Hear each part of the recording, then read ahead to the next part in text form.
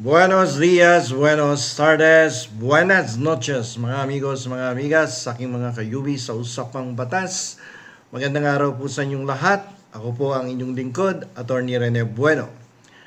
Ngayon po ay itabi muna natin yung ating mga talakayan tungkol sa politika. At pag-usapan natin ang isang kaso ng OFW sa Singapore, no, na sinipa ng isang foreigner.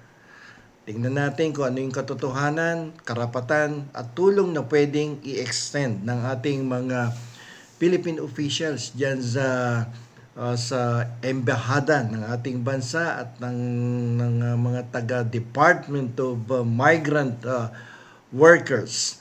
So nakakalungkot no na makakita tayo ng mga ganitong klaseng pangyayari. Makikita natin sa Facebook, no, sa YouTube yung kababayan natin sinisipa ng foreigner, tinadyakan no sa harapan ng publiko. Alam niyo po yung mga OFW na yan, ay hindi lamang na nagtatrabaho para sa sarili at sa pamilya. Sila po yung mga tinuturing nating mga bayani, di ba? Na inaalay ang kanilang lakas at oras para sa mas magandang buhay. Kaya nga lamang minsan, sa gitna ng kanilang pagtsatsaga sa ibang bansa, sila naman ay nahaharap sa mga panganib at pang-aabuso. Minsan yung mga employers, di ba? Minsan mga kakilala doon, inaabuso sila. Yung kaso ng babaeng OFW na sinipa sa isang mall sa Singapore ay hindi lamang po isang simpleng insidente. Ito po ay isang paalala na ang kaligtasan at karapatan ng ating mga manggagawang Pilipino sa ibang bansa ay dapat na ipaglaban ng buong lakas. At hindi tayo dapat manahimik kapag ang isa sa atin ay nadadapa. Kailangan nating malaman na mayroong mga paraan para makakuha ng hustisya at suporta sa kapwa Pilipino, sa mga opisyalis ng ating gobyerno, yung embahada ng ating bansa diyan mismo sa Singapore. Ano nga ba ang nangyari dito? Ang sabi sa balita nung February 10 to 11 of this year, nag-viral kasi yung video kung saan yung Pilipinang OFW ay hinahabol siya nung foreigner at sinipa no nung dayuhang lalaki sa loob ng isang mall sa Singapore. Bago pa man daw sila nag-uusap, no, ay bago pa man siya sinipa, no, nag-uusap yung dalawa at allegedly mukhang magjowa to Tapos nung tumalikod yung babae, no, sinipa ng foreigner. At pagkatapos ng isang sipa, siyempre bumaksak yung babae at sinipa muli. Kaya nga lamang nakaiwas, no, mabuti na lamang nakaiwas yung babae. Ngayon, kasalukuyang iniimbestigahan ito ng mga otoridad ng Singapore bilang pag-atake o pananakit. Nakipag-ugnayan na rin ang Department of Migrant Workers at Migrant Workers Office sa biktima para sa tulong medical at legal. At ayun na nga, kasalukuyan na nagkakaroon ng investigasyon doon sa Singapore Police.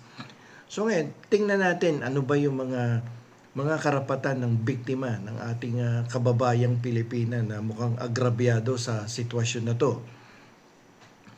Sa batas po kasi ng Singapore, ang pananakit ay tinatawag na voluntary causing harm o grievous harm. Depende doon sa depende to doon sa kalubaan ng pinsala at maaaring i-impose na penalty doon sa nanakit. At ito depende din yung magiging pagkakakulong dito or kung anong klaseng parusa ang pwedeng ipataw doon sa aggressor. Yung OFW natin, pwede po yung humiling ng protection order para hindi na siya maabala o masaktan pa ng lalaki kasi usually babueltahan ka niya, re-rest back pa yan pag sinumbong mo sa police. So there is a need for a protection order. Pwede siyang maghain ng demanda para mabayaran ang mga gastos. Siyempre, nagpagamot siya, nagpa-ospital, nagpa-doktor. At yung, siyempre, hindi pumasok yan, no? Dahil doon sa insidente na yon. Ngayon, pagdating naman sa suporta sa Pilipinas, maaari siyang humingi ng tulong mula sa Embahada ng Pilipinas at Migrant Workers Office. Doon nagbibigay sila ng libreng payong legal, yung tulong na medical, at maaari pang tulungan siyang umuwi ng Pilipinas kung kinakailangang umuwi na siya. So, ayon po sa batas ng Pilipinas, yung RA 11641, karapatan ng lahat ng OFW na makatanggap ng ganitong klaseng suporta. So, entitled lahat yan, ang OFW. So, pag naharap po kayo sa mga ganyang klaseng insidente, ay para makakuha kayo ng agaran tulong, no, kayong mga OFW sa Singapore, ay tumawag agad, no, sa 999. Parang sa Amerika din to eh. Dahil ka ng 999 para sa pulis o ambulansya kapag talagang emergency na, no? 999 dyan sa Singapore. Para sa tulong mula sa Pilipinas, tawagan naman yung 24/7 na emergency hotline ng embahada. At makikita nyo naman yan sa mga online offices, no?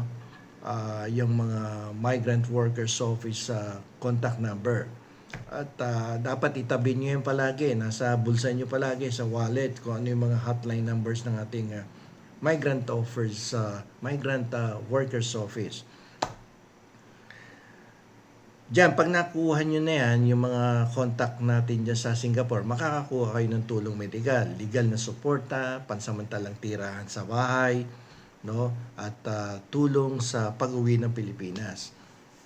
Maaari rin silang gumamit ng OWA mobile app para madaling makakuha ng impormasyon. So, kung may cellphone kayo, definitely may mga cellphone naman kayo, i-download nyo na yung OWA mobile app, no, para kung sakasakaling ma-encounter kayo, maka-encounter kayo ng similar incident, mabilis, no, makakatawag kayo kaagad sa mga kinauukulan.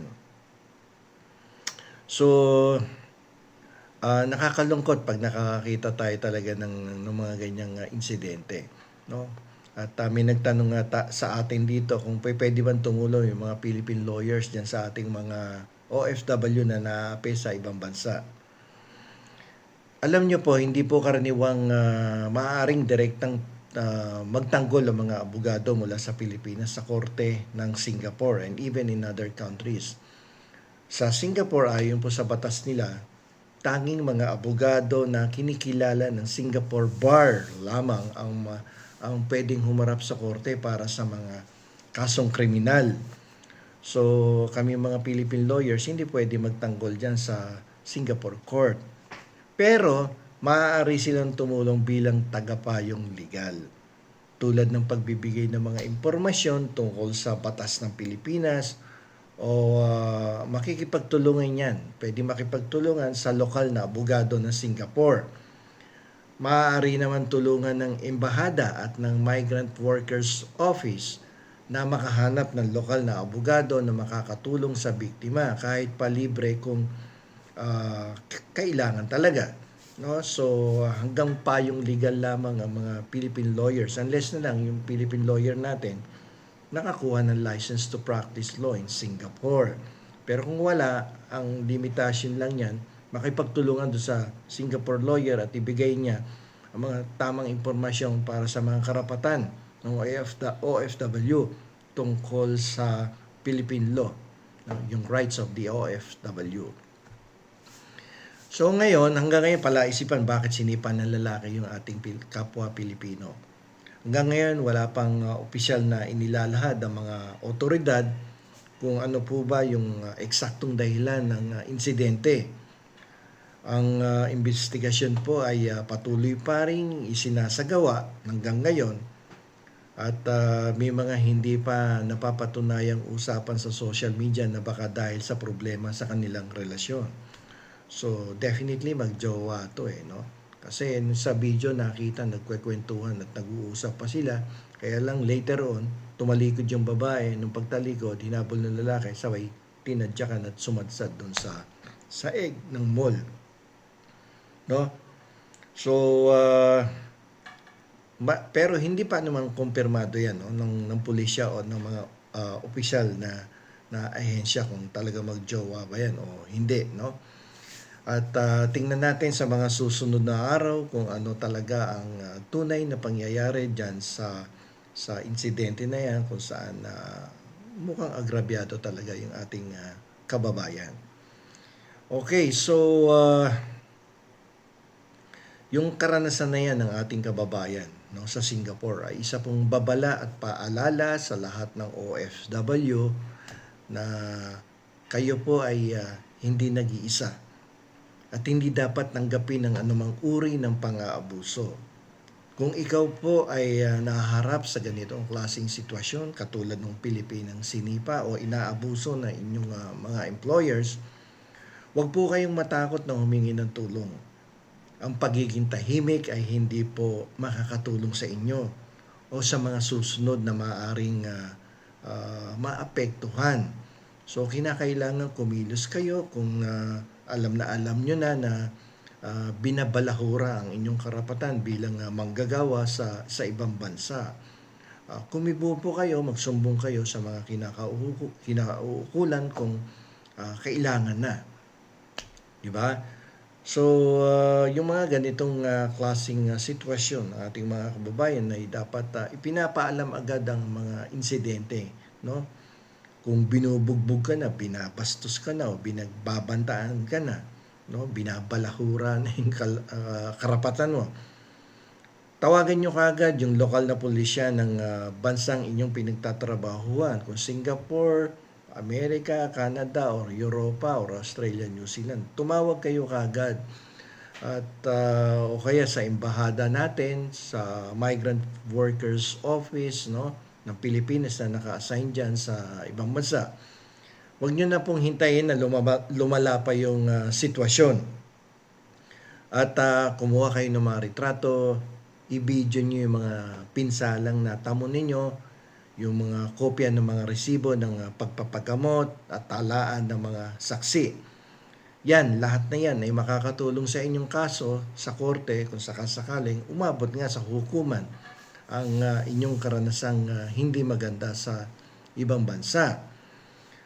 At ito pa, ang isa sa mahalaga, tiyaking updated ang inyong membership dahil ito ang susi para makakuha ng libreng tulong, medical, legal at iba pang mga benepisyo sa OWA. So, tiyakin ninyo na kayo po ay aktibong miyembro ng Migrant Workers Office no, at ng OWA para kung sakasakaling may mga ganitong nakakalungkot na insidente ay makakuha kagad kayo ng tulong at benepisyo. At alamin nyo po yung mga karapatan nyo. Magbasa, magtanong tungkol sa batas ng bansang inyong pinagtatrabahuan at sa mga karapatan ng mga manggagawa. No? Alamin nyo kaagad yan. Bago pa man kayo pumunta doon sa bansang pagtatrabaho nyo, dapat alam nyo na yung basic law dyan. So, maaari kang humingi ng impormasyon sa Migrant Workers Office o sa mga organisasyon ng OFW sa inyong lugar. Importante na mayroon kayong basic knowledge about the law of the workers in the place where you are intending to work. Huwag kayong matakot na humingi ng tulong, no? Yung paghahanap ng suporta ay hindi po palamuti ng kahihiyan. At ito ay pagtatanggol ang yung kaalaman nyo na yan. May pagtatanggol nyo ang inyong sarili, no? Lalong-lalo na kung talagang gusto nyong makamtan ng hustisya. So, alamin ang batas. Ulit-ulit dyan alamin ang batas. Ang inyong kaligtasan at kagalingan ay mas mahalaga kaysa sa ano pa mang takot o alalahanin. Ang gobyerno po ng Pilipinas at mga ahensyang tumutulong sa mga OFW ay laging handang tumulong sa inyo. Kaya huwag nyo kalilimutan na yung app ng Migrant Office, Migrant Workers Office, i-download niyan. Huwag nating hayaang mawalan ng boses ang isa't isa, sapagkat ang pagkakaisa natin ang magdadala ng tunay na pagbabago at justisya. So hanggang dito na lamang po. Ito pong muli ang inyong lingkod, Attorney Rene Bueno. Attorney Bueno, law and beyond. Learn the law, know your